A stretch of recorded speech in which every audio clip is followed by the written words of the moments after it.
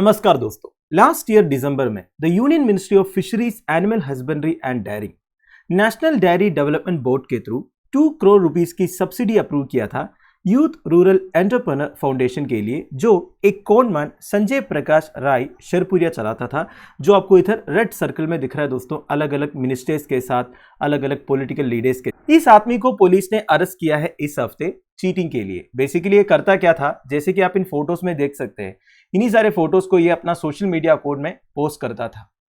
अब देखिए दोस्तों, हमारे देश में ऐसे लोगों का डिमांड बहुत है। अगर लोगों को लगेगा कि एक आदमी का अच्छा कनेक्शन है गवर्नमेंट के साथ, मिनिस्टर्स के साथ, एमपी एमएलएस के साथ, तो उनका डिमांड बहुत रहता है, लोग उनके पास पहुंच जाएंगे, पैसे भी देंगे गवर्नमेंट से कुछ फेवर्स के लिए। तो यही ट्रेंड को ये एक्सप्लॉइट किया था। वैसे आप देख ही सकते हैं दोस्तों, इस आदमी ने बड़े बड़े लोगों के साथ फोटो खिंचाया है, जैसे कि बीजेपी के president JP Nadda, union sports minister Anurag Thakur, union law minister Kiren Rijiju, RSS के लीडर मोहन भगवत और even prime minister Narendra Modi ji के साथ भी इस बंदे का फोटोज है। तो जैसे कि मैंने आपको पहले बताया, union ministry of fisheries, animal husbandry and dairying ने 2 करोड़ रुपीस की सब्सिडी अप्रूव किया था नेशनल डेयरी डेवलपमेंट बोर्ड के through youth rural entrepreneur foundation के लिए, जिसे ये कॉनमैन संजय प्रकाश राय शेरपुरिया चलाता था। बाद में इन्वेस्टिगेशन से पता चला ये जो यूथ रूरल एंटरप्रेन्योर फाउंडेशन है, इसके साथ इस बंदे का कोई कनेक्शन नहीं है। वैसे union ministry of corporate affairs के रिकॉर्ड्स के हिसाब से youth rural entrepreneur foundation incorporate हुआ था अक्टूबर 30, 2019 को। इस फाउंडेशन का एक ऑफिस है वाराणसी में और ये गाजीपुर से ऑपरेट करता है, जो इस बंदे का होम टाउन है। और ये जो फाउंडेशन है दोस्तों, YREF या फिर यूथ रूरल एंटरप्रेन्योर फाउंडेशन, एक कंपनी लिमिटेड बाई गारंटी है। This is important for your examinations, ध्यान से सुनिएगा। क्या होता है कंपनी लिमिटेड बाई गारंटी? देखिए, द कंपनीज एक्ट ऑफ 2013 के हिसाब से company limited by guarantee means a company having the liability of its members limited by the memorandum to such amount as the members may respectively undertake to contribute to the assets of the company in the event of its being wound up. आसान भाषा में देखिए, company limited by guarantee का मतलब यह होता है, अगर वो कंपनी बैंकरप्ट हो जाता है, ठीक है, तो उस कंपनी को जो पैसे पे करना होगा शेयर होल्डर्स को, वो कंपनी जब सेटअप हुआ था ना, तब वो शेयर होल्डर्स ने जितने पैसे इन्वेस्ट किए थे उतना ही देना होगा। बाद में जितने प्रॉफिट्स कमाया, जितने और एसेट्स उस कंपनी ने बनाया, वो सबसे कोई मतलब नहीं है। कंपनी जब सेटअप हुआ तब इन्वेस्टर्स ने या शेयर होल्डर्स ने जितना इन्वेस्ट किया था वही वापस देना है। इस तरह के कंपनीज को कंपनी लिमिटेड बाई गारंटी कहते हैं अंडर कंपनीज एक्ट ऑफ 2013। वैसे देखिए दोस्तों, ऐसा कंपनी का कोई शेयर होल्डर्स नहीं होता, ये कुछ ग्रुप ऑफ पीपल ऑन करते हैं, जिसे आप मेंबर्स या गारंटर्स कह सकते हैं।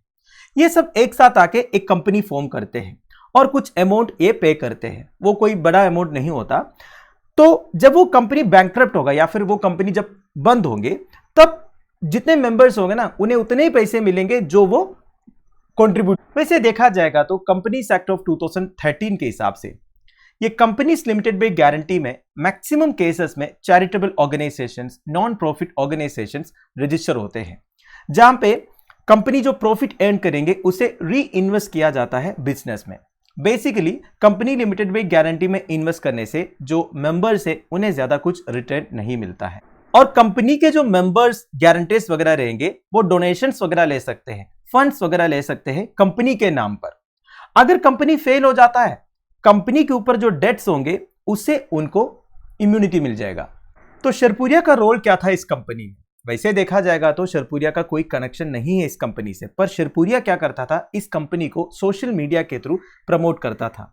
पुलिस इंट्रोगेशन के टाइम पर इसने बताया है टोटल 6 करोड़ रुपीस इसी साल में इस कंपनी के नाम पर रिसीव हुआ है from the Dalmia family trust office.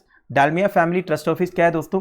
Industrialist गौरव डालमिया के बारे में आपने सुना होगा, उनका एक फैमिली ऑफिस है दोस्तों, डालमिया फैमिली ट्रस्ट ऑफिस। तो इनसे करीब 6 करोड़ रुपए रिसीव किया था YREF के नाम पर। इसके अलावा department of animal husbandry and dairying इस कंपनी का एक प्रपोजल को अप्रूव किया था to set up a 5.85 crore breed multiplication farm under the Rashtriya Gokul mission. राष्ट्रीय गोकुल मिशन क्या होता है दोस्तों? देखिए, ये गवर्नमेंट ऑफ इंडिया का एक मिशन है दोस्तों, बेसिकली बोवेन ब्रीडिंग के लिए, इंडिजिनियस कैटल ब्रीड का डेवलपमेंट, डायरी डेवलपमेंट, ये सब राष्ट्रीय गोकुल मिशन के ऑब्जेक्टिव्स है। तो राष्ट्रीय गोकुल मिशन के अंडर इस कंपनी ने प्रपोज किया था, वो एक ब्रीड मल्टीप्लिकेशन फार्म सेटअप करेंगे करके। तो इसके लिए department of animal husbandry and dairying की तरफ से 2 करोड़ रुपीस का सब्सिडी भी एडजस्ट करके दिया शरपुरिया ने। तो अब आप सोच रहे होंगे इस बंदे का क्या रोल है ये सब में। बेसिकली ये सब कमीशन का खेल है दोस्तों। बड़े बड़े मिनिस्ट्रीज के साथ कनेक्शन है या फिर बड़े बड़े ऑफिसर्स में एक्सेस है, ये सब बोल के ये लोगों से पैसे उठाता था, बड़े बड़े कंपनीज को ये हेल्प करता था, बड़े बड़े बैंकों से ये लोन उठाता था। ठीक है, तो अब जाके लखनऊ का विभूति खंड पुलिस स्टेशन शरपुरिया के खिलाफ में केस फाइल किया है, ऑलरेडी अरेस्ट भी हो चुका है। इसके अलावा one of the main offence इसने जो किया है वो है forging documents that falsely showed a connection to the prime minister's office. ऐसे डॉक्यूमेंट्स इस बंदे ने फोर्ज किया था जो ये दिखाया है कि प्राइम मिनिस्टर्स ऑफिस के साथ इसका कनेक्शन है। तो पुलिस ने इंडियन पीनल कोड के अलग अलग सेक्शंस इस बंदे के खिलाफ में चार्ज किया है। One is IPC section 420 that is cheating, IPC section 467 forgery of valuable security will etc, 468 forgery for purpose of cheating and 469 forgery for purpose of harming reputation and under the information technology act। अब इसमें IT act कहाँ से आया दोस्तों? देखिए, इस बंदे ने सोशल मीडिया पोस्ट के थ्रू भी लोगों को चीट करता था। जब भी कोई कंप्यूटर एसोसिएटेड गैजेट्स या रिसोर्सेज का यूज होता है कोई क्राइम कमिट करने के लिए, तो आईटी एक्ट के प्रोविजंस भी एप्लीकेबल होता है। यही नहीं दोस्तों, स्टेट बैंक ऑफ इंडिया ने तो जुलाई 22 ऑफ 2014 में संजय शरपुरिया का Kandla energy and chemicals limited करके एक कंपनी को नॉन परफॉर्मिंग एसेट करके डिक्लेयर किया था। उस टाइम पर यह company state bank of India को 125.95 करोड़ रुपीस पे करना था। अब जाके एसबीआई पब्लिक नोटिस भी इशू किया है इस बंदे के खिलाफ में। एक्चुअली रीजनली एसबीआई का स्ट्रेस्ड एसेट्स मैनेजमेंट ब्रांच इन Ahmedabad national company law tribunal का ऑर्डर के बाद यह पब्लिक नोटिस इशू किया है under section 7 of the insolvency and bankruptcy code 2016। तो काफी पुराना खिलाड़ी है। वैसे ये कोई नया केस नहीं है दोस्तों हमारे देश में। रिसेंटली आपने सुना होगा जम्मू एंड कश्मीर एडमिनिस्ट्रेशन एक बंदे को पकड़ा था जो प्राइम मिनिस्टर ऑफिस का एक हाई रैंकिंग ऑफिशियल लेकर के इम्पर्सनेट किया था।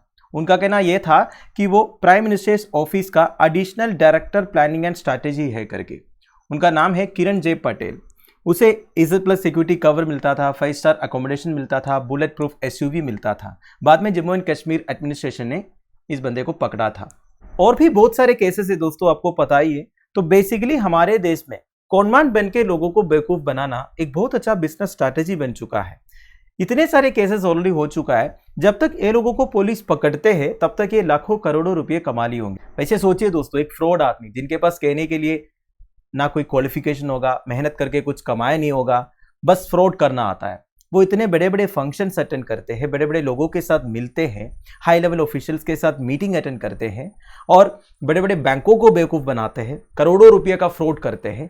यह सब कहाँ हो सकता है? इसी तरह एक सिमिलर केस रिपोर्ट हुआ था 2 साल पहले केरला से। आपने शायद सुना होगा स्वप्ना सुरेश करके एक औरत, ये अपने आप को टॉप डिप्लोमेटिक ऑफिशियल करके इंट्रोड्यूस करती थी सबके सामने। इनका भी कनेक्शंस था बड़े बड़े मिनिस्टर्स के साथ, हाई लेवल ऑफिशियल्स के साथ। बाद में पता चला ये गोल्ड स्मगलिंग में इन्वॉल्व थी। ये करती क्या थी ना, जो डिप्लोमेटिक बैग होता है ना, जिसका कोई फ्रिस्किंग वगैरह नहीं होता एयरपोर्ट्स में, उसके अंदर गोल्ड ये स्मगल करती थी। तो खबरदार, अगली बार से अगर आपको ऐसे कोई आदमी या औरत मिले जो आपको पता नहीं है कौन है, फिर भी वो स्टाइल मार रहा है, कॉन्फिडेंस के साथ मिनिस्टर्स के साथ, हाई लेवल ऑफिशियल्स के साथ बात कर रहा है, एक बार सही से पता कीजिएगा वो कौन है, नहीं तो फालतू में आप एक फ्रॉड को रेस्पेक्ट करोगे। So thank you for watching, bye bye, have a nice day.